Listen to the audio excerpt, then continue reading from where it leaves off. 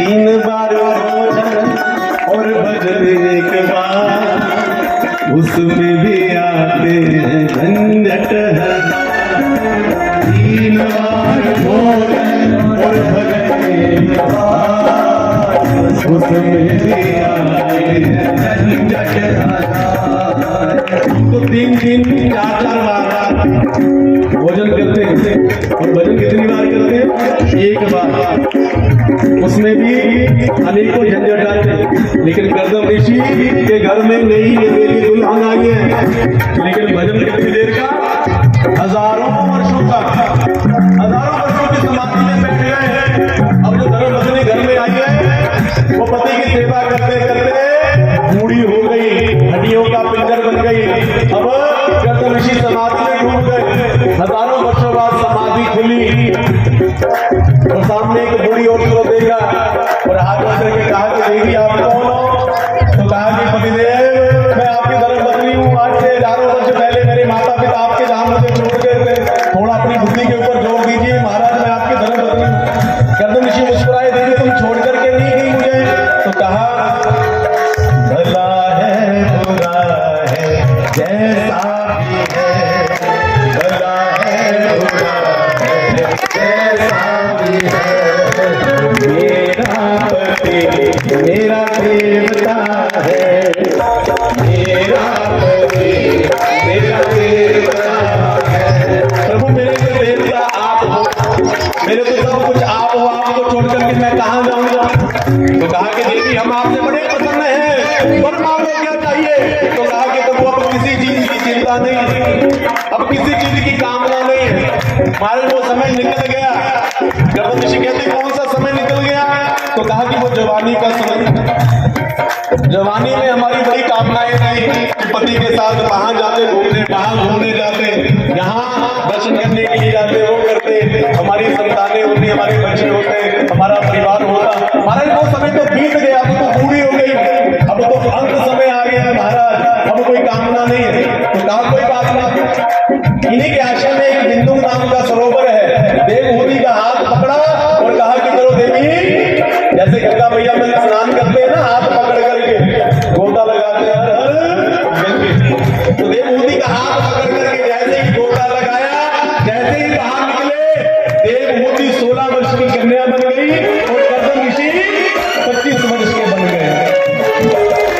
ऐसे हमारे महात्मा, ऐसे हमारे साइंटिस्ट, ठीक गर्दम ऋषि ऐसा हो सकता है? ये हमारे ही चमन ऋषि का प्रताप है, जिन्होंने ऐसा चमन प्राश बनाया जो बूढ़े से जवान बन गए। और वही चमन प्राश के ऊपर ना जाने कितने की कमाई कर ली चमन प्राश बनाने वाले डाबर वालों ने, झंडू वालों ने। ये किसकी देन है? हमारे चमन ऋषि की। हमारे गर्दम ऋषि ने एक बूढ़ी देवहूति को 16 वर्ष की कन्या बना दिया और खुद 25 वर्ष के बन गए।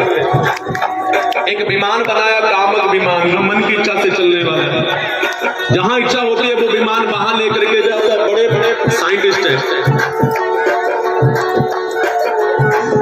आते हैं भगवान बुलाने वाला चाहिए, आते हैं भगवान बुलाने वाला चाहिए। लेकिन भगवान तो आए नहीं, कन्या हो गई। कितनी कन्या हुई?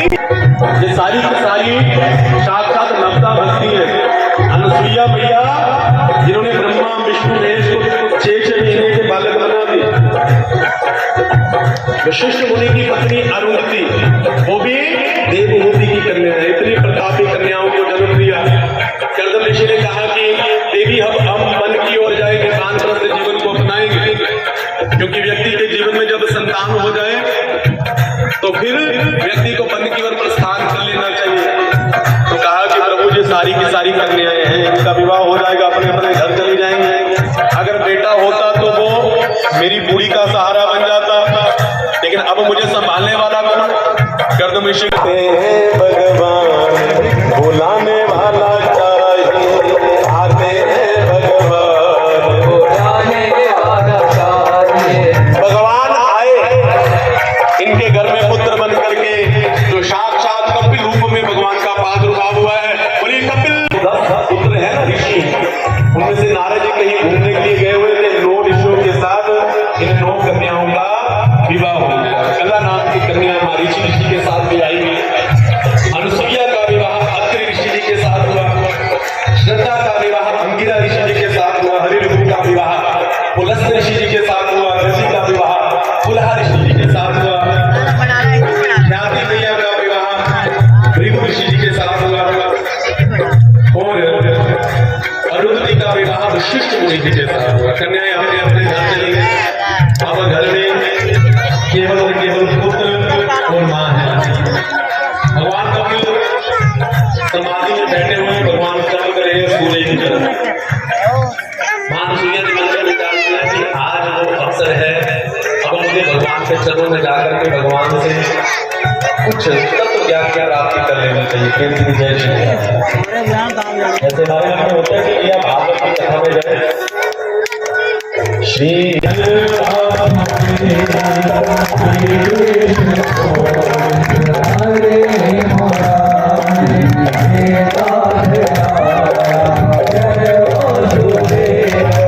तो माँ अपने पुत्र के आगे हाथ में उतर के बैठ गई और कपिल भगवान ने आंखें खोली, अपनी माँ को देखा और कहा कि माँ मैं आपकी संग करना होगा। तो देवी मोदी कहती है कि मैंने संग बहुत किया। सबसे पहले अपने माता पिता का संग किया, अपने भाई बहनों का संग किया, अपने पति का संग किया, अपने बच्चों का संग किया। कैसे संग की बात करते हैं? भगवान कहते हैं संसार का संग नहीं करना। किसका संग करना है? संतों का संग करना है। किनका संग करना है? संतों का संग करना है। और आपके ऊपर भी कृपा होने वाली है। कल संत महापुरुषों का आगमन होने वाला है। हमारे बाल बाबा जी के लिए ताली बजाई। और कल को आपने संग करना है किसका? मेरे बिहारी जी का। कल जहां पर ये पूरे का पूरा जो महल है ना, ये नंद महल बन जाएगा। हमने खूब बधाइयां देनी है मान साहब को, खूब बधाइयां देनी है मक्खन राम जी को, इनकी धर्म पत्नी को। कल ये नंद बाबा बनेंगे, ये माँ यशोदा बनेंगे। जैसे कल पंडित जी कह रहे थे ना, कोई देवकी बन करके आना, कोई वसुदेव बन करके आना। भगवान के जो बुआ है नंदा और सुनंदा, कोई नंदा सुनंदा बन करके आना। भगवान माखन खाते कोई माखन लेकर के आना। हम किसी के जन्म उत्सव पर जाते हैं, बाहर जाकर क्या क्या करते हैं? गिफ्ट लेकर के जाते हैं ना। तो भगवान के लिए खिलौने भी लेकर के आ सकते हो, टॉफी लेकर के आना, चॉकलेट लेकर के आना, कुछ भी आपका मन करे आप लेकर के आना, खाली हाथ मत आना। क्योंकि भगवान के घर में, मित्र के घर में, अपनी बेटी के घर में कभी भी खाली हाथ नहीं आना चाहिए। हमने 3 दिन आपको कुछ नहीं कहा, इसलिए नहीं कहा क्योंकि अभी तो ये ज्ञान कथा अभी आपको चल रही है ना, उसके बाद भगवान के आनंद की कथा है। क्योंकि भगवान जब प्रकट हो जाएंगे फिर केवल केवल भगवान की लीलाओं की कथा चलेगी। फिर भगवान स्वयं साक्षात वहां पर प्रकट होंगे तो फिर ये भगवान का वास्तव में घर बन जाएगा।